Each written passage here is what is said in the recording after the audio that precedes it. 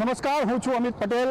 સંદેશ ન્યૂઝ પહોંચ્યું છે બોડેલી ખાતે. છોટાઉદેપુર લોકસભાનું બોડેલી એક આર્થિક પાટનગર છે, ત્યારે છોટાઉદેપુર લોકસભાની અંદર આવતા જે પ્રશ્નો છે તેને લઈને જનતા પાસેથી જાણીશું. હાલ આપણી સાથે બોડેલીની જનતા જોડેલી છે. બોડેલી જનતા પાસેથી જાણીશું શું પ્રશ્ન છે. લોકસભાની ચૂંટણી આવી રહી છે, તમારી શું સમસ્યાઓ છે, તમે શું કહેવા માંગો છો? ચૂંટણીઓ ખરી એક જ દિવસે થઈ જોઈએ મારો મત કમ્પ્લીટ છે. એક જ દિવસે ચૂંટણી આખા દેશમાં થાય એમાં મારી સંમતિ છે. અહીંયા આગળ એક દર્શક છે જે પોતે જણાવી રહ્યા છે કે એક જ દિવસે ખર્ચા બચાવવા માટે એક જ દિવસે ચૂંટણી થઈ છે. કાકા, આપણે એક લોકસભાની વાત કરીએ તો લોકસભાની ચૂંટણી આવી રહી છે, તો જે સમસ્યા છે, સમસ્યાઓ શું છે અને તમે શું કહેવા માંગો છો? સ્થાનિકમાં અમારે ટ્રાફિકની સમસ્યા અહીંયા આગળ છે વધારે, બરાબર, અને જે બી દબાણો ગેરકાયદેસર દબાણો દૂર કરવા જોઈએ. તો બોડેલી ખાતે જે ખાસ ટ્રાફિકની સમસ્યાની વાત કરે છે, તો આપણી સાથે એક વકીલ સાહેબ જોડાયા છે. વકીલ સાહેબ, જે સમસ્યાની વાત કરવામાં આવે તો છોટાઉદેપુર લોકસભા છે, તમે શું કહેવા માંગો છો અને શું સમસ્યા છે અહીંયા? છોટાઉદેપુર જિલ્લાના અંદર મારા જે સમયકાળ દરમિયાન જે મારામાં સમજદારી આવી ત્યાંથી હું જોતા હોઉં તો હરણફાળ વિકાસ થઈ રહ્યો છે. એમાં બોડેલીનો બી વિકાસ થઈ રહ્યો છે, આજુબાજુના ગામડાના અંદર બી વિકાસ થઈ રહ્યો છે. જો કે વિકાસની ગતિ અટકી નથી, એટલે વિકાસ તો છે જ ને, વિકાસ થઈ રહ્યો છે. આપણી સાથે બીજો એક વ્યક્તિ જોડાયા છે, ગામના સરપંચ છે, ઢોકલિયાના સરપંચ છે. મહેશભાઈ, આપણે તમે જે છોટાઉદેપુર લોકસભાની વાત કરવામાં આવે તો અહીંયા વિકાસ કઈ રીતે થયો છે અને શું હજુ બાકી છે અને શું કરવા જેવું લાગે છે?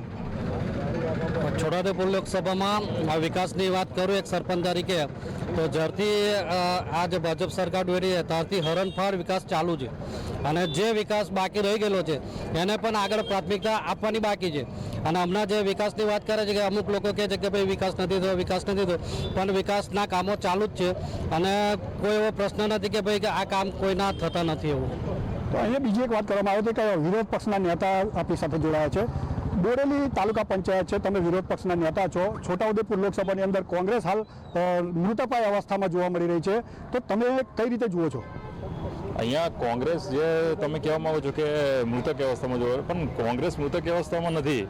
જે બે જણ ગયા, જે આપણા નારાયણભાઈ રાઠવા સાહેબ સાંસદ, એમના સન સંગ્રામભાઈ રાઠવા સાહેબ, એ પહેલાં પણ મોહનસિંહ રાઠવા જે પક્ષ છોડીને ગયા છે, પણ એમની સાથે જે ગયા જે ગામડાના લોકો છે, બરાબર, તે કોંગ્રેસની વિચારધારા સાથે આજની તારીખમાં પણ છે અને રહેવાના છે.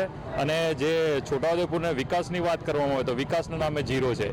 શિક્ષણની વાત કરો તો મેન વસ્તુ શિક્ષણ, ગરીબી અને સામાન્ય માણસની આવકનું સાધન. અહીંયા કોઈ જીઆઈડીસી નથી. શિક્ષણની વાત કરો તો 300થી વધુ શાળામાં એક જ શિક્ષક છે. પછી આપણા વકીલ સાહેબ કીધું એમ કે વિકાસ થયો છે, પણ વિકાસ થયો છે, પણ એ વકીલ સાહેબને પૂછો કે તમે જે કોર્ટો ચલાવો છો તે તમે ભાડાના બિલ્ડિંગમાં ચલાવો છો, તો વિકાસ થયો હોય તો તમે કોર્ટ તમારું બિલ્ડિંગનું આજે બિલ્ડિંગ બનીને તૈયાર છે ઘણા સમયથી, કોઈ એનું કોઈ રણીગણી નથી, ઉદ્ઘાટન નથી કર્યું. જેમ સરપંચ સાહેબ કીધું કે વિકાસના કામો થઈ રહ્યા છે, પણ જે સામાન્ય માણસ છે, જે સામાન્ય જનતાને વિકાસ દેખાવો જોઈએ તે વિકાસ નથી દેખાઈ રહ્યો. તો આ હતા વિરોધ પક્ષના નેતા. તેઓ જણાવી રહ્યા છે કે અહીંયા વિકાસ થયો નથી. અને વાત કરવામાં આવે તો રોજગારીનો પણ પ્રશ્ન છે. શું કહેશો તમે, રોજગારી માટે શું છે અહીં જિલ્લાની અંદર? રોજગારી તો ઘણી બધી જગ્યાએ છે. સ્કૂલ સેક્ટર છે, નવી નવી સ્કૂલોનું ઓપનિંગ થયું છે. પછી જે પેલા મિત્ર આપણા કહેતા હતા કે તુવેરનો ભાવ 10,500 છે અને વિજય કાકા આપણે 10,600 ભાવ છે, રાઈટ? તો વિકાસ તો થયો જ છે દરેક જગ્યાએ. સ્કૂલ સેક્ટર, કોલેજ સેક્ટર, હા, થોડી રોજગારીની જરૂર છે, જીઆઈડીસીની જરૂર છે, એ હું માની રહ્યો છું. તો વધારે વિકાસ થાય. ખેડૂતોએ ખેતી પર નિર્ભર ના રહેવું પડે. આરોગ્યની વાત કરીએ તો આરોગ્યની સુવિધા સરકારી ક્ષેત્રમાં કેટલી છે? ઘણી સારી છે. બોડેલીમાં સારામાં સારી હોસ્પિટલ છે. માતાજીના મંદિર પાછળ સરકારી દવાખાનું ખુલ્યું છે જ્યાં ફ્રીમાં દવા આપવામાં આવે છે. અને ઘણી બધી સારી સ્કૂલોનું પણ ઉદ્ઘાટન થયું છે. હા, થોડું ઘણું ઉપર નીચે ચાલે, પણ કોઈ એવું કહેતું એ વિકાસ નથી થયું તો એ વાત તદ્દન ખોટી છે. અહીંયા આપણી સાથે એક યુવક જોડાયા છે, વેપારી જોડાયા છે. આ બોડેલી કે છોટાઉદેપુર જિલ્લાની વાત કરવામાં આવે તો વિકાસની દ્રષ્ટિએ તમે કઈ રીતે જુઓ છો અને શું સમસ્યાઓ છે અહીંયા? કોઈ સમસ્યા નથી, બહુ સારું છે. ધંધા રોજગાર બધા સારા જ છે, મસ્ત છે, અને પહેલાં કરતાં બી વધારે છે, ઓછા નથી. તો તમે શું આશા રાખી રહ્યો છો આગામી લોકસભાની અંદર? જે સરકાર છે એ જ આવી જોઈએ, રિપીટ.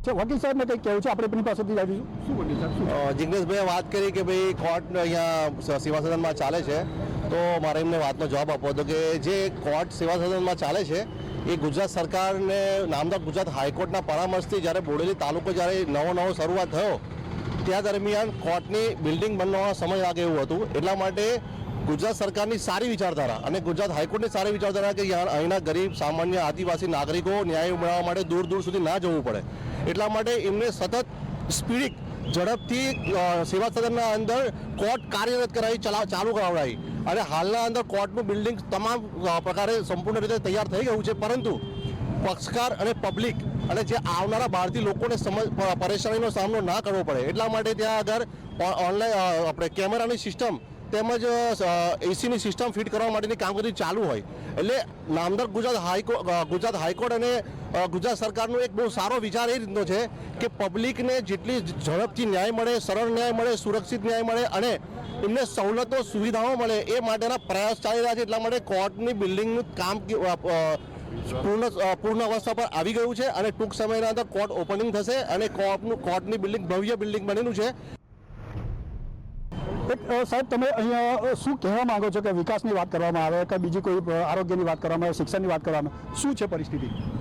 વિકાસ તો ઓલરેડી છે જ, વિકાસ તો થયેલો જ છે અને આરોગ્યની સુવિધાઓ બી સારી છે. બોડેલીમાં પીએસસી છે, સીએસસી છે અને અન્ય દવાખાનાઓ ખૂબ જ પુષ્કળ પ્રમાણમાં થયેલા છે. જે સીએચસી પીએચસીની વાત કરો એમાં ડૉક્ટર છે ખરા? હા છે, ડૉક્ટર છે ને, ડૉક્ટર આવે છે, પબ્લિક ફૂલ થાય છે, સારી સુવિધાઓ મળે છે મફતમાં. તમે એક યુવાન તરીકે છોટાઉદેપુર જિલ્લાના વિકાસને કઈ રીતે જુઓ છો?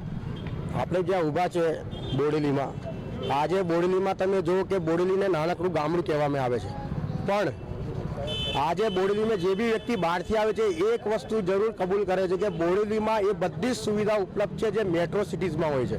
ગુજરાતના જે મોટા શહેરો છે એમે જે સુવિધા એ શિક્ષણ ક્ષેત્રે હોય, મેડિકલ ક્ષેત્રે હોય કે કોઈ પણ ખાવાની વાનગી સુધીની નાની વસ્તુ બોડેલીમાં મળી રહેતી હોય, એનાથી અંદાજ આવી શકે છે કે આજે બોડેલી કેટલા વિકાસના પંથે ચડેલું છે. ક્યાંક ને ક્યાંક અહીંયા વિકાસ કમ્પ્લીટ થઈ ગયો તેવું લાગે છે? બિલકુલ એ વિકાસ આજે નાનું બોમ્બે કહેવામાં આવે છે બોડેલીને, આનાથી મોટું ઉદાહરણ હોઈ શકે. તો આ છે બોડેલીની જનતા. જે બોડેલીની જનતા એવું જણાવી રહી છે કે અહીંયા તો વિકાસ થયેલો છે અને બોમ્બે સાથે સરખાવવામાં આવી રહ્યા છે. અમિત પટેલ, સંદેશ ન્યૂઝ, છોટાઉદેપુર.